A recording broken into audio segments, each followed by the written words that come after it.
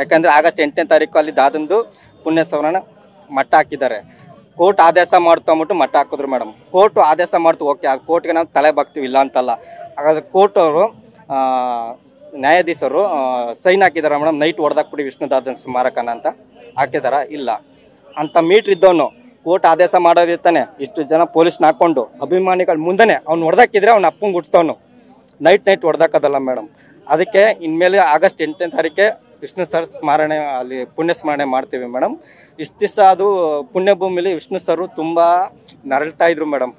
ಅಭಿಮಾನಿಗಳು ವರ್ಷ ಬಂದು ಯಾವ ಊರಿಂದ ಬಂದು ನಮ್ಮನ್ನ ಉಳಿಸ್ಕೊತಾರೆ ಅಭಿಮಾನಿಗಳು ಅಂತ ಅದೊಂದು ನಂಬಿಕೆ ಇತ್ತು ಮೇಡಮ್ ಆ ಅಪ್ಪಂಗೆ. ಅದನ್ನ ಸರ್ಕಾರ ಹಾಳು ಮಾಡಿಬಿಡ್ತು ಮೇಡಮ್.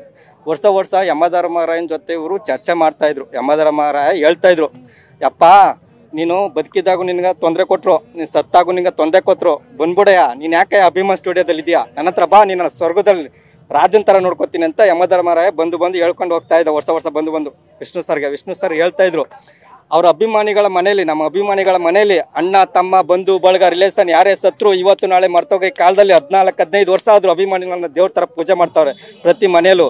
ಅಂಥ ಅಭಿಮಾನಿಗಳನ್ನ ಬಿಟ್ಬಿಟ್ಟು ನಾನು ಎಲ್ಲಿ ಬರಲಿ ಅಂತಂದರು. ಅದು ನೈಟ್ ಮಾಡಿದ್ದು ದೊಡ್ಡ ತಪ್ಪು ಮೇಡಮ್. ಸರ್ಕಾರಕ್ಕೂ ಹೇಳ್ತಾ ಇದ್ದೀವಿ ಮೇಡಮ್, ನಮ್ಮ ದೇಶದಲ್ಲಿ ಬ್ರಿಟಿಷರುಗಳು ಎಲ್ಲೂ ಹೋಗಿಲ್ಲ ಮೇಡಮ್, ಇಲ್ಲೇ ಇದ್ದಾರೆ. ರಾಜಕಾರಣಿಗಳೇ, ವಾಣಿಜ್ಯ ಮಂಡಳಿಗಳೇ ಇವರೇ ಬ್ರಿಟಿಷರು ಮೇಡಮ್. ಅವ್ರು ಎಲ್ಲೂ ಹೋಗಿಲ್ಲ, ಬಿಟ್ಟು ಹೋಗಿಲ್ಲ ಮೇಡಮ್. ಅವ್ರು ಇರೋ ಗಂಟ ನಮ್ಮ ಸರ್ಕಾರ ಇದಾಗಲ್ಲ ಮೇಡಮ್. ಅವ್ರು ಕರ್ನಾಟಕ ರತ್ನ ಕೊಟ್ಟರು, ಕಾಂಗ್ರೆಸ್ ಸರ್ಕಾರ ಕರ್ನಾಟಕ ರತ್ನ ಕೊಟ್ಟರು. ಈ ಪುಣ್ಯಭೂಮಿನ ಕೊಟ್ಬಿಡಿ ನಮಗೆ, ಸಾಯ ಗಂಟ ಅವ್ರನ್ನ ಮರೆಯಲ್ಲ ಮೇಡಮ್. ಈ ಸರ್ಕಾರ ಬಂತು, ವಿಷ್ಣು ಸರ್ ಬರ್ತಡೇ ದಿನ ಕರ್ನಾಟಕ ರತ್ನ ಕೊಡ್ತು, ಪುಣ್ಯಭೂಮಿ ಉಳಿಸ್ಕೊಡ್ತು ಅಂದ್ಬಿಟ್ಟು ನಾವು ಸಾಯ ಗಂಟ ಕಾಂಗ್ರೆಸ್ ಸರ್ಕಾರಕ್ಕೆ ನಾವು ಚಿರನುಡಿ ಆಗಿರ್ತೀವಿ ಮೇಡಮ್.